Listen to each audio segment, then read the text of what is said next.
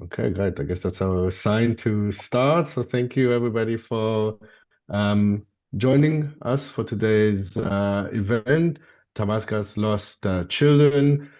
This event is based on a work of the artist Yasmine Amal, who is leading this event today. Yasmine is one of 14 fellows in the Marai program in Berlin. So this is open to an international audience. Marai Fellowship Program is a Jewish and Muslim art residency happening in Künstlerhaus Britannien. Seven Jewish, seven Muslim artists share a studio over the course of 6 months. They study together Jewish and Muslim texts, historical texts, contemporary texts, and created art together, a lot of collaborative work too. Um, this exhibition is on until the 8th of December, and you're welcome to come and see it at Künstlerhaus Britannien from Tuesday till Sunday.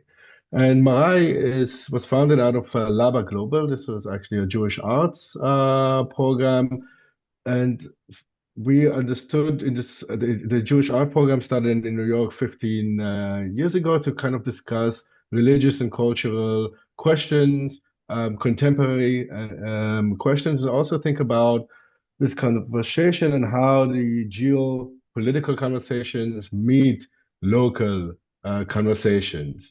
And this is why we founded Laba Berlin 4 years ago. But because we have this importance of local questions and understanding that the questions we're dealing with are not limited to any boundaries, the program was expanded, and we're hoping to continue expanding this conversation. And we're happy today to be hosting this global conversation between Yasmine Amal and Brahim El Guabli.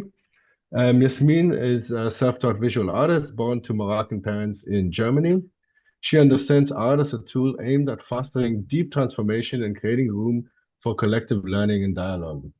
Through her art, Yasmine seeks to reverse the effects of individualistic societies and reclaim the narrative of indigenous identities, especially her Amazigh roots.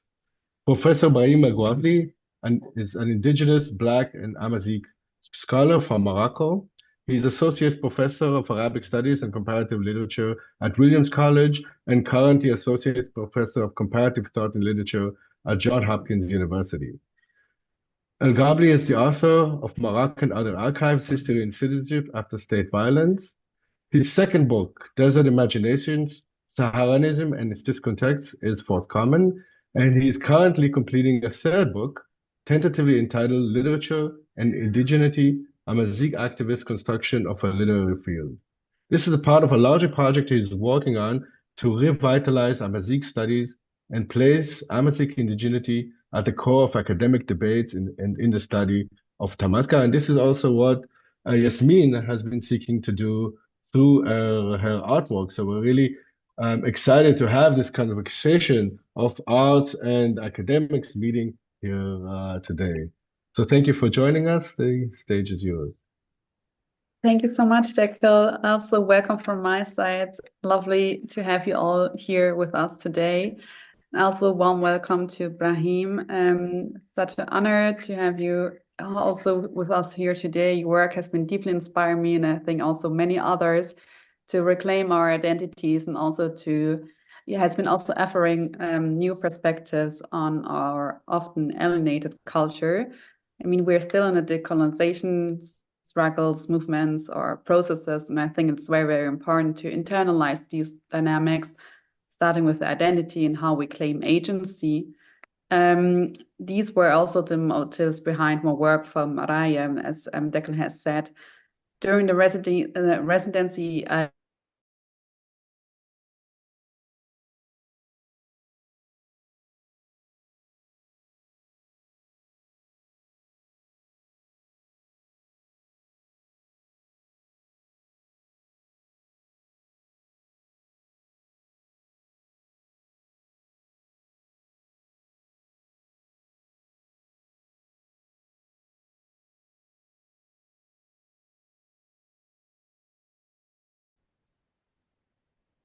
which has also been like the motives behind my work. I have been structuring in 3 chapters, starting from the past,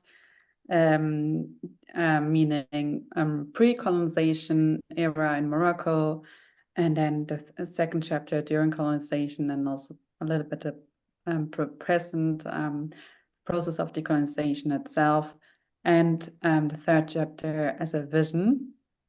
And I'm so grateful to have Brahim here with us today, so we can collectively learn more about our shared stories from the perspective of Imazighen Jews. Brahim, can you maybe help us define indigeneity for you and its meaning for the Moroccan and Tamazghan context, and maybe also more about indigenous life in Morocco in general? Oh, thank you, Yasmine. Thank you, everyone.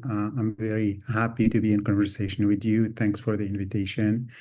I was very delighted to receive your email and to learn more about your work and the questions you're asking, which are really important, and they are rooted in both local and global geographies that in a lot of ways we have to revisit and think about, and that in certain ways have been folklorized or used in ways that are not as productive for the way we should see our identities and the way we should think about what it means to be, for example, Moroccan, to be Amazigh, to be North African, or to be Tamazghan, and all of that. So the question of indigeneity is really slippery. It's a very difficult concept.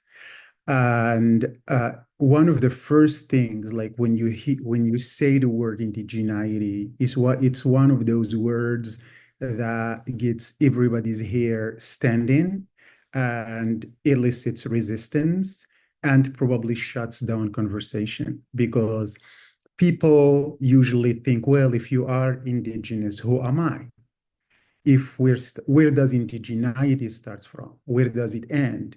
Who is indigenous? What are the rights that come with indigeneity? Who is not indigenous? What happens to the people who are not indigenous? And these are, of course, in a lot of ways, Byzantine questions, if you want, because indigeneity means that a group of people or a community claims a place and exists in that place before another group. This is like if you just want to simplify it.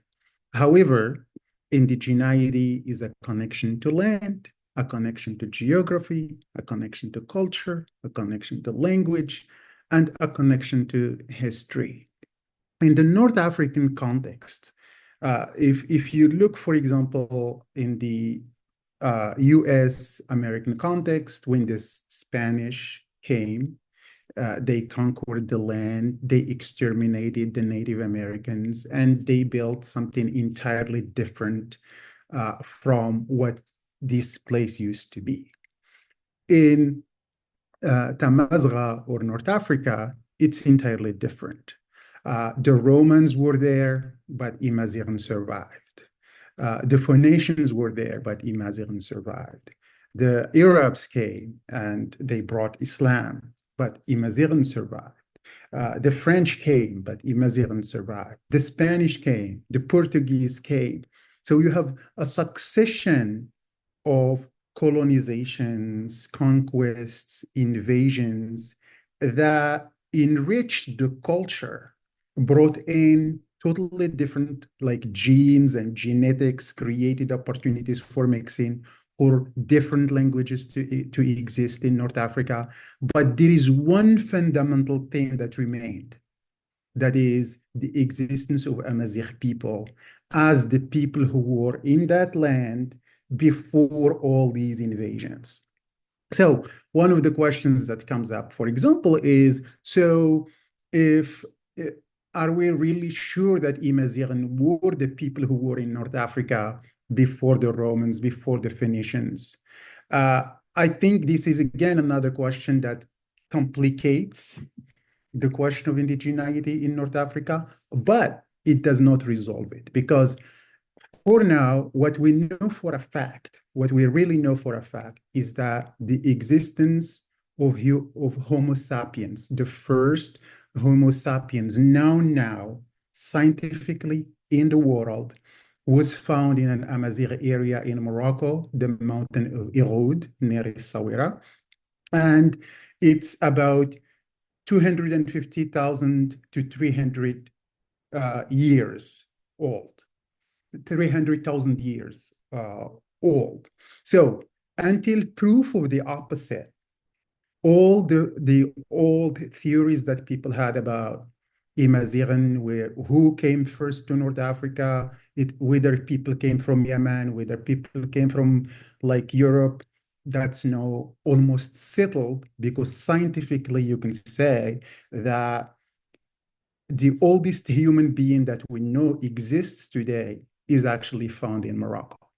So why can't we pause it and ask this question, that it's actually the Moroccan who went to Yemen and then started Arabs in the Arabian Peninsula, or it's this Moroccan who went to Europe and somehow procreated in Europe? I mean, I'm just asking hypotheses. Of course, I'm not saying that this is true or not.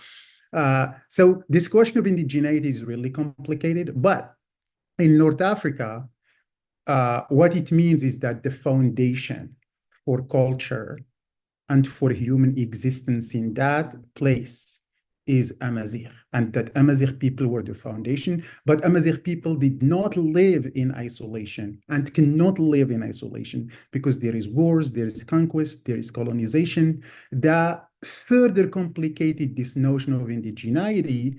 And actually, the Amazigh culture movement, which started in the 1960s, say that anyone who lives in North Africa today or in Tamazgha is indigenous, meaning that it doesn't matter whether you speak Arabic or you speak Tamazigh, you are indigenous because you carry this indigeneity in your culture, in the way you exist in the space, in the food you eat, in the fact that when Arabs or other invaders came to North Africa, conquered North Africa, it was mostly men who came.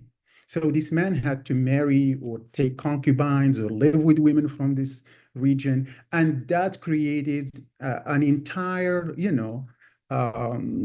different set of ways of being indigenous. So the question is, some people, of course, accept their Amazigh culture and the fact that they are indigenous, and some people refuse that because they think that they are something else. That's also their right. Like, you can't impose that. If somebody says I'm Arab, that's their right to say I'm Arab. If somebody says I'm both Arab and Amazigh, that's also fine.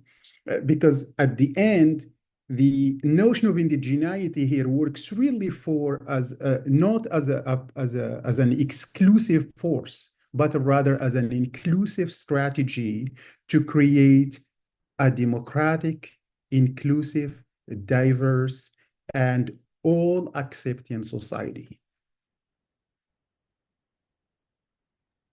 Thank you so much, Brahim. I actually never thought about that fact that Arabs came as a man and not as a people, and thus had to create we're creating a somehow culture within a culture, and also the fact about resilience, like throughout history, that this language has been able to preserve and to and to remain as a shared heritage. That's very, very interesting. And you also mentioned the different so-called invaders or colonizers, different people that came to North Africa to claim the space. And this is also why people would say within these movements, Jews were also coming to North Africa, but then also there are other people would say, no, Jewish people have been part of North Africa throughout history. So if I may ask, what's the place of Jewish indigeneity within the discourse of indigeneity in Morocco? Yeah, so that's a great question. And I think again, what matters to this notion of indigeneity is the idea of belonging and being part of an all-accepting space. And Jewish existence in North Africa is very old. It's about 3,000 years old, 2,000 years old. And it's interestingly one of the most, like, it comes up a lot, like when you study, for example, Amazigh literature, or when you look at the writings of Amazigh activists, or when you look at the notion of North African culture or Tamazghan culture, uh, its diversity, its historical depth, its languages, its religions. The Jewish piece always comes up. Similarly, like the Christian piece also comes up. Like when you think about Saint Augustine, when you think about Apuleius, when you think about these major figures that are foundational to the Christian thought today. These people were Amazigh. They were born in Algeria. So, they wrote in Latin and they got incorporated into the Christian canon. And then you also have the Jewish dimension. The issue is, the question is, there are two types of Jews in North Africa. There is what's called the Bildiyin, the Tushavim, like the indigenous Jews to North Africa, whom nobody knows when or how they came to North Africa. And there are the Migorashim. The Migorashim are Jews who were expelled from Spain and they came to North Africa. And historically, most Amazigh, like the Tushavim, were Amazigh Jews. They are people who lived in villages in the same conditions that Imazigh lived in. They spoke the same language, the Tamazigh, and of course there are also Jews who over time spoke Darija and they Moroccan Arabic or Algerian Arabic and all of that. So the Jewish dimension is really foundational to this idea of indigeneity, which in a lot of ways contradicts the idea of like the homeland. Because, for example, when you think about like there is a Moroccan Jewish scholar who did a study between Casablanca and Israel, and he was discussing this notion of homeland and diaspora. So from the Israeli perspective, any Jew, in any part of the world is in the diaspora. But what Levy did, I'm blanking on his first name, is to actually flip that idea that Casablanca becomes the homeland and Israel becomes the diaspora, which is a fascinating conception. And I think it meets this idea of Jewish Amazigh activists who see Jews as being part and parcel of the cultural and the culture and the identity of North Africa. Nobody denies that. Actually, it's an accepted fact, because again, the same way you say, for example, that Imazighen are indigenous to this land. So Imazighen, before they became Christian, or before they became Jewish, or before they became Muslim, share one thing. They really share the language. So when we think about Amazigh indigeneity, it's not a genetic indigeneity. It's an indigeneity that's based on one common thing, which is these people belonging to a land or a homeland in which a variety of languages were tied together by being descendants of Amazigh language. That's why they call it also Tamazgha. That's why they call it Tamazgha. It's called the Amazigh homeland, or the land where Tamazigh. So when they say Tamazigh, for the people who know, of course, there are varieties of Tamazigh that are spoken, but there is one mother language, which is Tamazigh, that brings them together. Sometimes they're intelligible, sometimes they're not intelligible, sometimes, but they are all descendants. So anybody who belongs to this space shares in this indigeneity that's informed by this Amazigh language and culture that are foundational to this notion of indigeneity. And this does not exclude the Jewish element. Thank you. It's so interesting. It also made me think like when we look back, meaning in the era of Tamazgha, when it was actually like with, prior to the borders through that were established through colonization, for instance, and life has been happening mostly in villages, and these life have been, if you ask like all the generations, sounds like it has been very much romanticized. Also, critics say it's too romanticized even. And that is why I would like to ask you, how has coexistence between Jewish and Muslim life in Morocco been functioning, and or how has it truly been actually? That's a great question, but it's also very difficult to answer because we have to think about the topographies. Like, like we live in a world even today where even as we speak, there are events that are happening and things that are informing a lot of the ways people react and interact with the world. And we cannot assume that everyone's experience is the same. And I think the experience of like Jewish-Muslim relations in Morocco as an experience, I like to talk about the topography of experiences. The topography of experiences means like we have to think about specificity and to think also in terms of what's common. In terms of what's common is that Jewish experience in Morocco is very varied, very, very diverse. Jews lived in big cities, lived in small villages, lived in small communities, and lived also in the desert.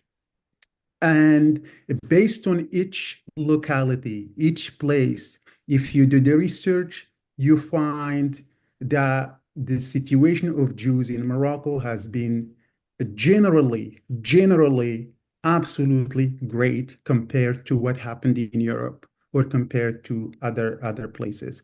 And like there is like jurisprudence, there are legal texts, there are memories and memoirs that people wrote and left a legacy of this Jewish-Muslim cohabitation or coexistence, and they like to call it co-vivance, like the co-living, which of course, when people live together, it will always have, like issues, problems, conflicts. But what was important during that time was that people spoke the same language, shared the same cultural references, shared an idea of belonging, and understood that they have to resolve their issues because there is no way out.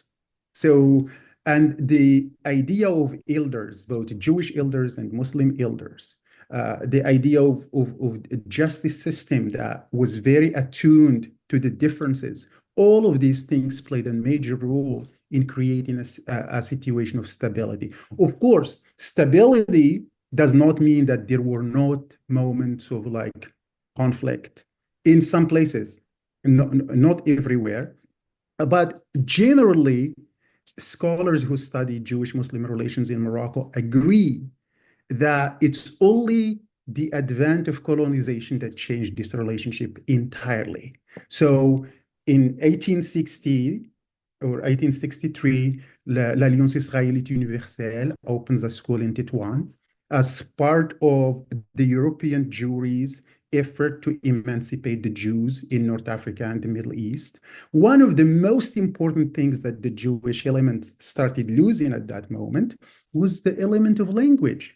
So people who used to speak Tamazigh and speak Darija are now speaking French or are speaking Spanish. So culturally, you have a total shift, a total change in the perspective in the world, in the way you saw your neighbor, in the way you saw people you lived with. So if you add that to the naturalization process, the Décret Crémieux that happened in Algeria in 1875, which conferred French citizenship on Jews in Algeria, and the incorporation of North African Jewry in the French project in the region, all of these elements created social difference. So social difference meaning that colonialism in a certain way benefited a group of people over others. But this was part of the larger project to emancipate the Jews that was spearheaded by European Jewry. The colonial period was actually the period where you see more conflict, more resentment, and more, conflict directed towards the Jews. So we have to also understand. So there is a period of time where the parameters of coexistence, depended on local norms that was different from the period in which colonialism actually intervened and changed a lot of things that then would increase separation, both spatial separation, because now people who get jobs are able to afford better houses, are able to live in better neighborhoods.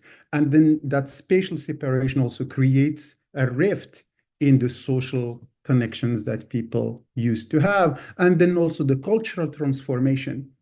And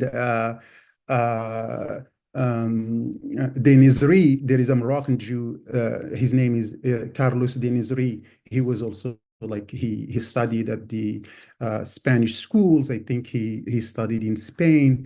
And he wrote this fascinating book called The Moroccan Jews at the Crossroads, in which he talks about the impact of education and the impact of Westernization on Moroccan Jews and how it changed their relationship to the motherland or to the country during the colonial period. So what I'm trying to say is that we can't talk about one experience.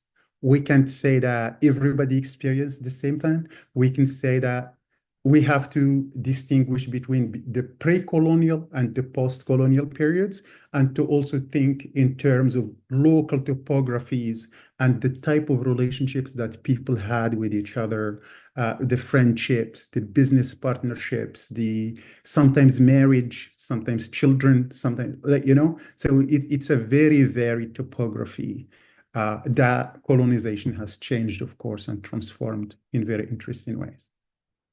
Thank you so much. How you actually have portrayed pre-colonial area has also made me think about my first painting. As I said, I divided into 3 chapters. I have been sharing my screen in the meantime, hope you can all see it. And also starting at sunset, meaning also this is actually also the day of where or the phase of a day where days normally starts for Jewish and Muslim religion.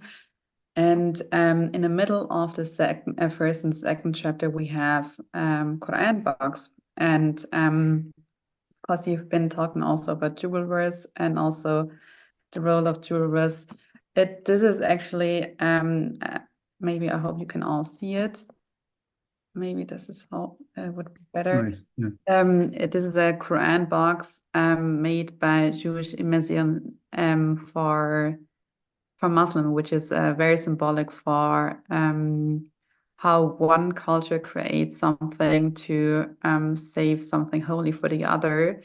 Mm-hmm. And yeah, we are looking at the second chapter now, and you all have already have been touching upon the topic of colonization itself and how life has been changing through that. I had so many feelings going on when I painted the second one. First of all, I mean, blue is a color that speaks to everyone differently. I had people tell me that this would make them feel something, a sort of a calmness. Some also found this painting especially scary. For me, it has been very scary, to be honest. I felt like a colonizer myself because I felt like, okay, there's too much going on. I have to paint everything in blue for it to make it more homogeneous and make some sort of sense of all this structure. And I felt like maybe that's how the French... Where does that feeling of being colonial come from? Yeah, I mean, because this painting had somehow its own life, its own dynamics, and I felt like an intruder, changing that dynamic too much and not understanding the painting itself and feeling like I'm posing some sort of meaning on it. But I made peace at it. But what I also was feeling was also a lot of trauma, to be honest, and a lot of grief for for this rupture in coexistence somehow. I mean, there has been a lot of, as you said, neighbors that were no longer neighbors that had to leave, etc. So can you maybe tell us how French colonialism or colonialism in general has actually changed indigenous life in Morocco, especially the communal ties between Jewish and Muslim? Okay, great. Yeah. Yeah, so that's a great question. I think French intervention or colonization in North Africa changed North Africa in ways that made it change forever. The change that colonization brought to North Africa is irreversible, in the sense that we live in the Amazigh post-coloniality or in the North African post-coloniality, which unfortunately has not been theorized or thought about as it should by scholarship, like literary scholars and historians and people who work on North Africa have not paid enough attention to indigenous post-coloniality in North Africa. We talk about post-colonialism, we talk about colonialism, but we don't really talk about in a granular way that deconstructs what it means for this indigenous life to live in the post-colonial period. It really means an open-ended transformation that started with the colonization of Algeria in 1830, the Arabization process that France put in place. The French brought teachers from Egypt, from Sham, like the Greater Syria at the time, and they established a bureaucracy. And by 1935, almost all of North Africa was under the control of a central state. Which is something that has never happened in history, because if you think, yes, there are royals, there are kings, there are, sultans, but they never had a Jacobin state that had a bureaucracy, that had an army, that was able to enforce its sovereignty over a territory. So that's number one. So putting people under a bureaucracy, a military and administrative bureaucracy, making it easier to implement any process you want. So if you want to implement a policy in the healthcare, you can do it. If you want to implement an Arabization policy, you can do it. If you want to implement, for example, military recruitment, you can do it, because now you have a central Jacobin state. So that's the first thing that changed in indigeneity, is the loss of local autonomy. When you come to people and you think about, for example, education, you think about relationships, as I was saying, like education was one of these like loci or loci or spaces where Jewish-Muslim relations were totally transformed, because education was available in higher numbers for Jews through the l'Alliance Israélite Universelle, whereas for Muslims, they did not have the same thing. So this created a social imbalance that separated these two populations from it. It's a normal separation, because the people who are getting more education, they have more options, they're thinking more about like what they're going to do next, and it's creating a rift. But another way in which colonization helped was the encouragement of immigration after the establishment of the State of Israel in 1947. France facilitated the immigration of Moroccan Jews to Israel. And then, of course, the more people who leave, the more who want to leave. And by the 1960s, particularly after the War of 1967, a lot of Moroccan Jews left, particularly starting from 1960-61. And there are internal politics also for that I discuss in my book, particularly like the difference between Mohammed V's policy vis-a-vis Jewish migration and the policy of King Hassan II, for example. They were very different.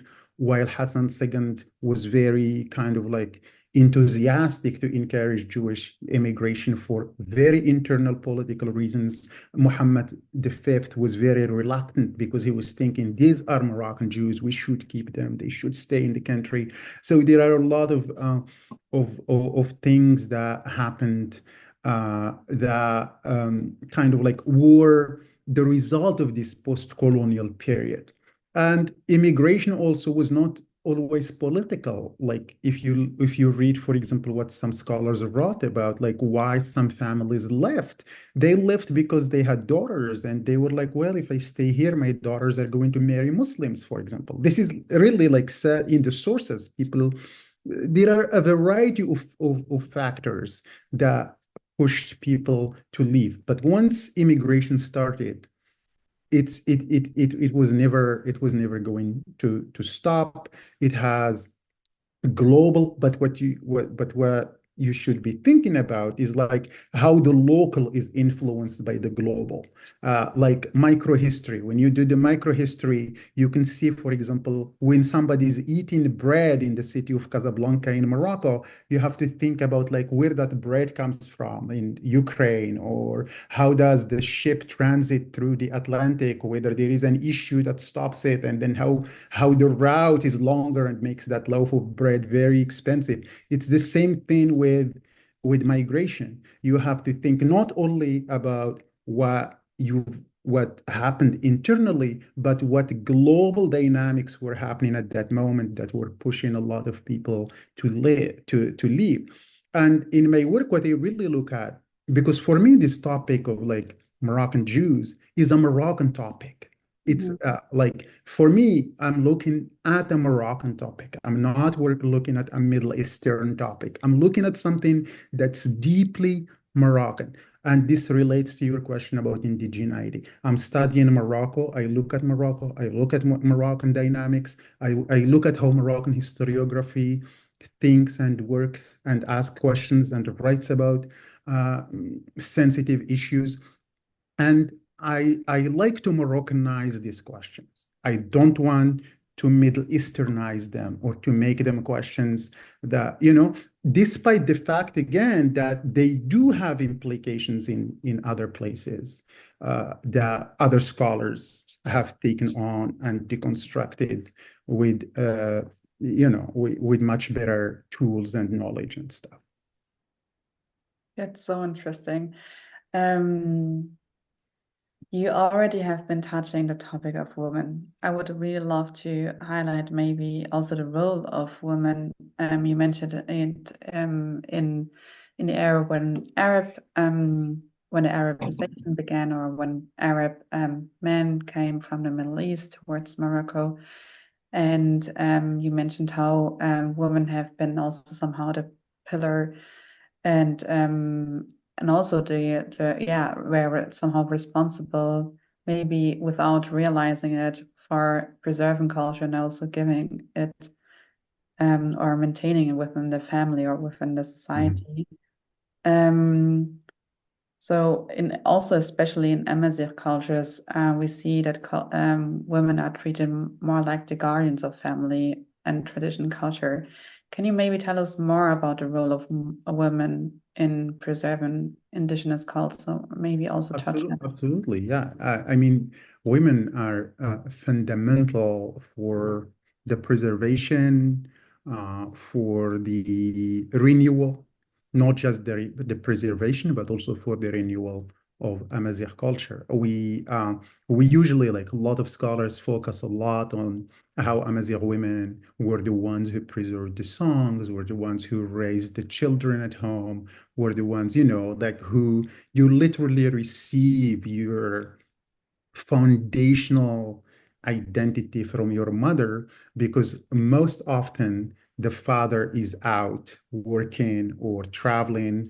If you are from one of these small villages like that are very remote, and you spend most of your time with your mother, and that's who educates you, that's who initiates you into the world. And I think it's your mother is the person you know the most.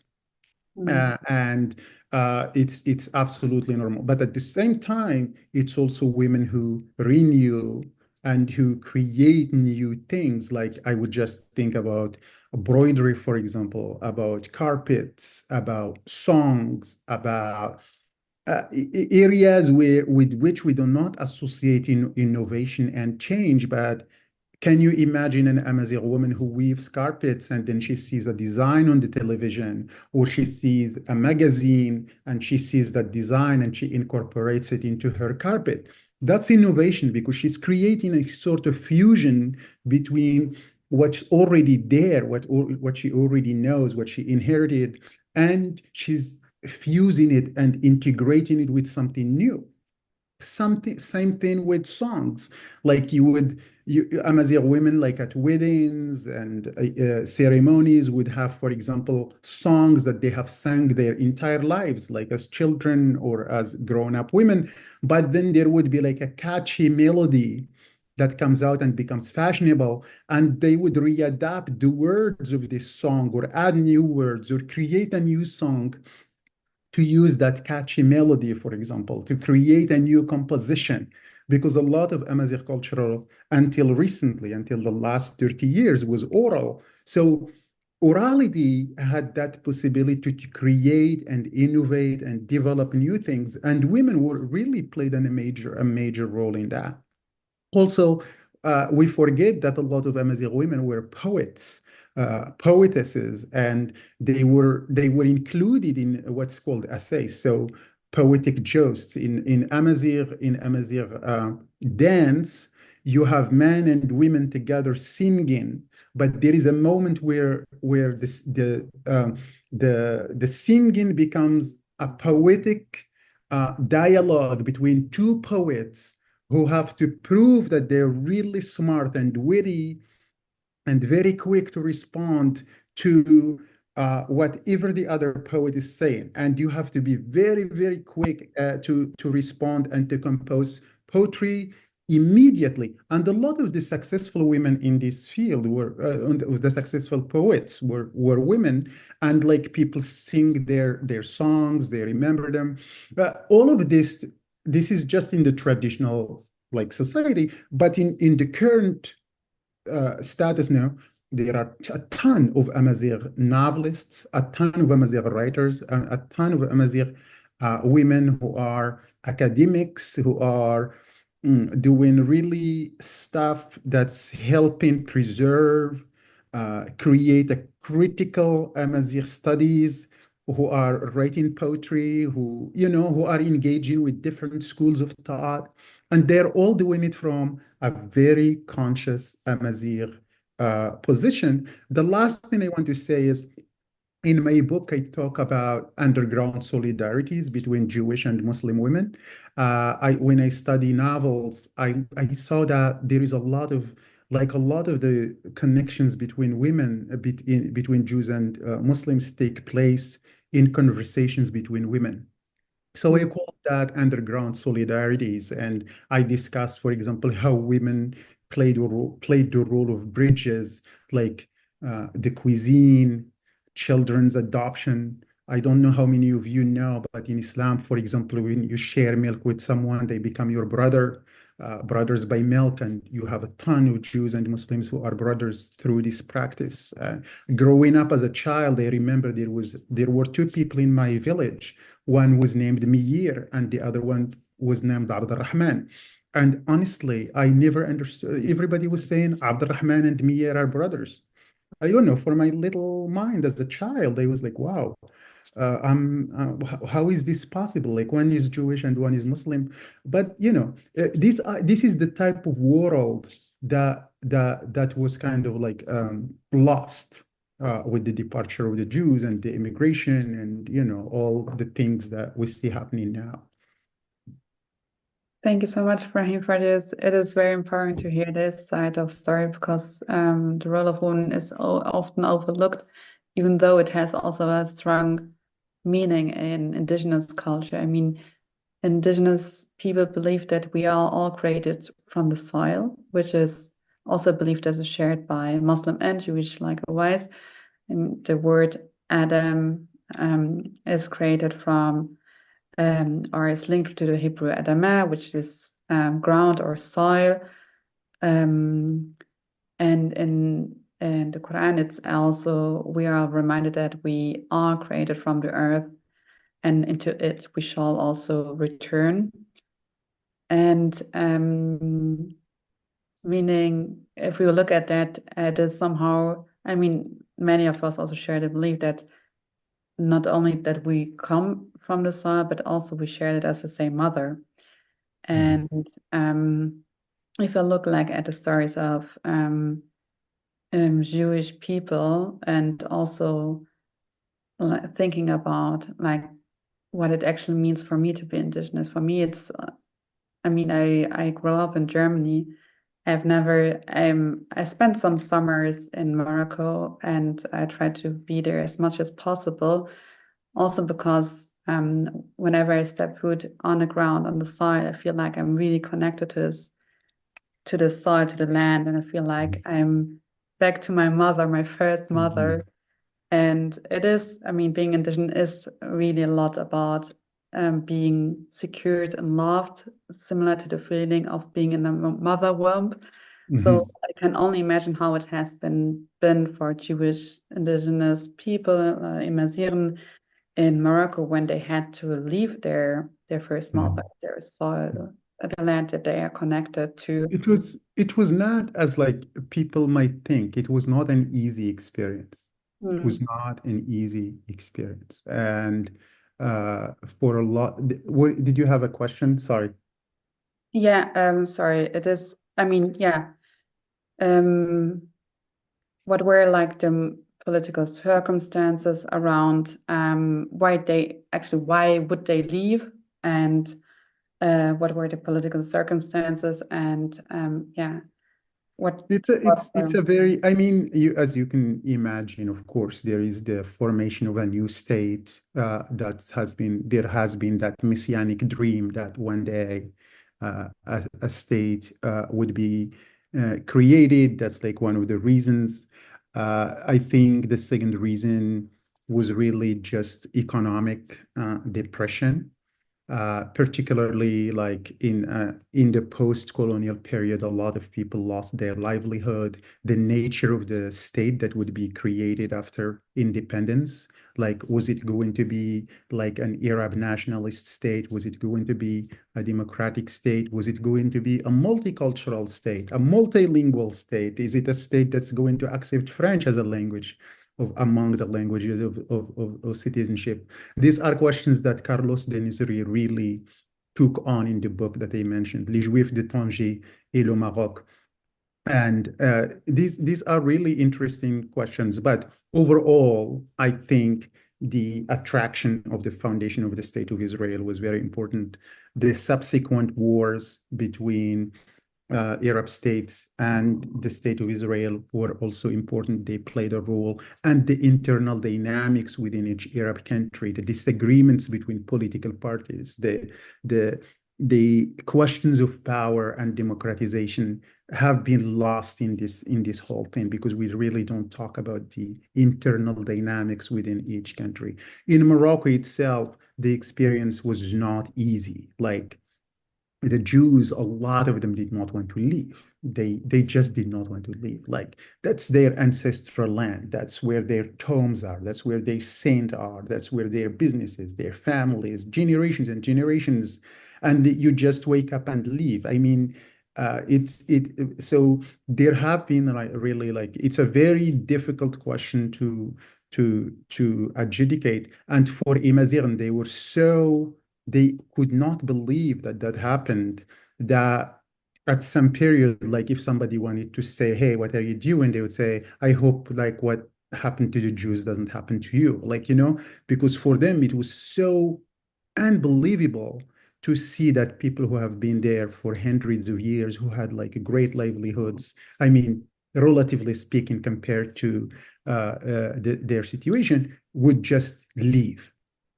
So that's what I discuss in the book. Actually, I discuss like this question of like consternation, disbelief, and understanding this trauma that comes back, because 60 years later, you're still trying to say like, for people who are not educated, who don't understand what I was talking about, the global and the local, they just say, well, they were here, they were doing great. Why did they leave? Like that's what they see, but they don't see the global dynamic, the different factors that came together to create that situation in a village, in a small village in Morocco. Like the whole World War II played out in a small village in Morocco. But like for somebody who is not equipped to see it and think about it, it would just be like, wow, I can't understand it. But for us who can go back to archives and read widely and think about the processes and the factors, the push factors and the pull factors, we understand what happened. But us understanding what happened does not really make it, we can just say, well, we understand. No, we have to also try to understand why an ordinary Moroccan in a small village in the High Atlas still considers it important when you go to visit them in their village to show you the Jewish synagogue or to tell you this is a Jewish cemetery or Jews used to live in this place. You know what I mean? For that person, this is obviously very important and it's something that matters. And for me as a scholar, I follow this story and I try to understand it and all of that. But and when we talk about migration being difficult for Jews, it was also difficult for Muslims. And people lost their friends. People didn't even know what happened to them, you know. So it's a very interesting situation that has not stopped because years later, like when I worked in the High Atlas Mountains, people would show up and say, hey, I'm the descendant of this family. And people would be like, wow, what happened to them? And like it would be like a reunion where people would then discover that, oh, the family left in 1967 or 1965, but then they went to France. And from France, some people went to Canada or the United States or and it was a very interesting story to see. And then also the story of like how literature picks up this story. In my book, I discuss, for example, Le Captif de Mabrouka, like a novel by a Moroccan novelist who it's two people. One of them is French and one of them is Jewish. And both of them were born in the same house and spent part of their childhood in the same house in the city of Ouarzazate in Morocco.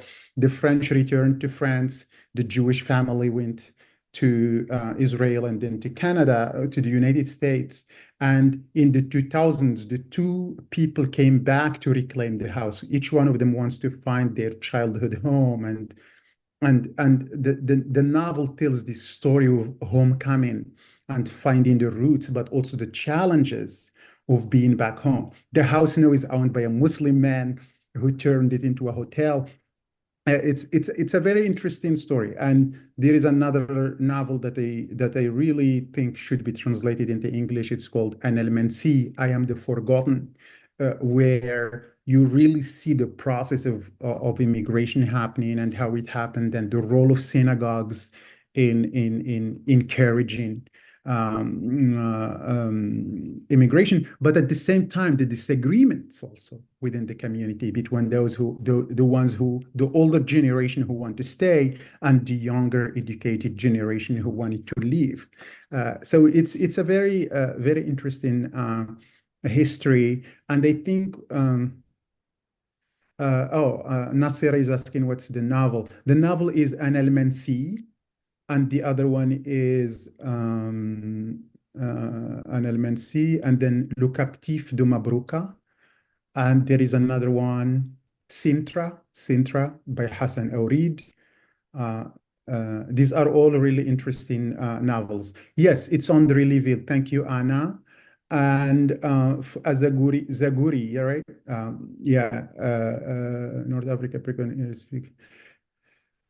Yeah, the question about languages, that's a very interesting question. Yeah. Maybe we touch upon the questions at the end. Is that okay? Sorry. Is that for everyone okay? We would love to collect some sort of questions, and go back also to the different aspects of what we've been speaking about. Maybe just one last question Yeah. before we go to the Q&A. I really love the story about the shared house and going back to it and then reclaiming it and then finding like some sort of, it is a very complex situation, a very complex history, and also looking now at what we're going through, maybe it's even more complex now. As I said, my paints are structured in 3 chapters, and the last one tries to offer some sort of vision. Also, I have been also very much inspired by the Surah Duha. I don't know if everyone knows it. It is, I think, it's my favorite story also because it's about Allah reminding us to trust and to not to actually trust also the process, but also trust that He is there, even though we don't see Him, that He will guide us through everything. And this is something that also has been giving me hope, like looking at what is happening right now. And also has been inspiring me to paint a third one. I didn't want to give a clear vision. I don't have like a clear solution. I don't have anything, to offer other than maybe some sort of feelings that have been integrated in that painting. But critical voices claim that that coexistence would only have functioned between the older generations, and that the younger generation, like in Morocco, for instance, are viewed with hatred for each other. Let's say Moroccan Jews reclaim their heritage. To what extent would Moroccan society actually accept it? That's a very interesting question, and it's highly political. And I think it really, as I say in other things, the Jewish-Muslim relations is a very unstable field, in the sense that what happens in the Middle East impacts the evolution of the relationship. And as long as the conflict is not resolved, there will always be things that stir up misunderstanding and conflict in this relationship. For example, when I looked at this literature and film from Morocco that I looked at in my book, the argument I made was that this is a way for Moroccan society, for Moroccan writers, Moroccan thinkers, Moroccan historians who were involved in this project to account for loss, to make sure that 60 years later, people are realizing that with the departure of the Jews, there was a loss that they had to heal from. There is trauma of separation, as I was saying, like friends, neighbors, people who live together. But at the same time, it's also very important to underline that whenever there is a war or there is a problem, this kind of project will have to be is interrogated. Is it possible? Is it sustainable? Is it going to succeed? And all of that. So taking this into consideration, what's really interesting about the Moroccan situation is that there is this idea of Moroccanness that's very strong. And I think we've seen it a lot in the last few months, where people, of course, believe in the law, they believe in the state. And there is also this general acceptance or tolerance of other Moroccans, even though you disagree, for example, with their politics, even if you disagree with what they've become, you respect that. And I think we've seen several examples over these couple of months where Jewish Moroccans were in Morocco. They were outside. They were, you know what I mean? Andre Levy actually that lives in Morocco right now, and he posts about his experience and living in there. So it's for me, I think that's a very hard question to adjudicate because we should situate it within when are you asking that question? What's the situation in which we are asking that question? And the response will change based on when you ask the question. If it's during a time of like relative peace, the answer would be different. If it's during a time like this one, the answer would be different. But overall, what I'm trying to say is that the shared idea of Moroccanness is really very strong, and there is a very deep respect for this idea that anyone who is Moroccan is welcome. So anyone who is Moroccan is welcome, because nobody can take away your Moroccanness or like say you're less Moroccan than the other and all of that. That never happens, and it will never happen, because institutionally Morocco is a very solid state that has institutions that make very sure that everybody knows their limits. But also, I think the minute somebody says I'm Moroccan, it really trumps everything else, and which is something that's phenomenal. And in 1967, there was this American anthropologist who was doing field work in the region of Sefro in Morocco. And during that time, he was doing his research at the time when the war was happening, like 1967 war. Of course, as an American, he was very scared. He thought that the worst thing would happen, and he was living with a Jewish family. And the next day, the chieftain of that whole area and his son came to this Jewish family, and they said, "We are here to protect you because we are the protectors, ancestral protectors of this Jewish family." And the American anthropologist was very surprised. He's like, "How come that in the midst of this war, a Muslim person would come and put it as his priority to be there for a Jewish family whose protection he inherited from generations ago?" This is Morocco, right? And I was talking about this element of culture and this element of topography earlier, which is like you have to understand the cultural dynamics of a country, of this society. You have to understand its logic. You have to understand this spirit of indigeneity in order to be able to explain that behavior at that moment. Of course, the American anthropologist was surprised, but the Moroccan was not, because it's just what you did to stand in for another Moroccan, to be with another Moroccan. It's this recognition of this family's Moroccanness, localness, and the shared. So yeah. What I'm trying to say is that there is this idea of Moroccanness, but there is also the circumstances surrounding it that might create tensions, but these tensions never go beyond a certain level, and they never question Moroccan citizenship or Moroccan belonging or being part of Moroccan society. It doesn't matter if you're Jewish or not.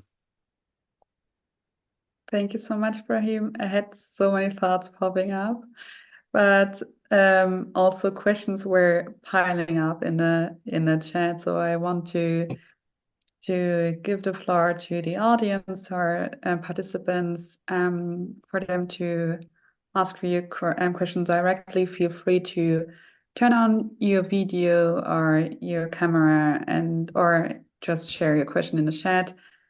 I am deeply grateful for all the information we had, and I'm sure that we could also talk many more hours about this, but I'm looking at the chat right now. Choose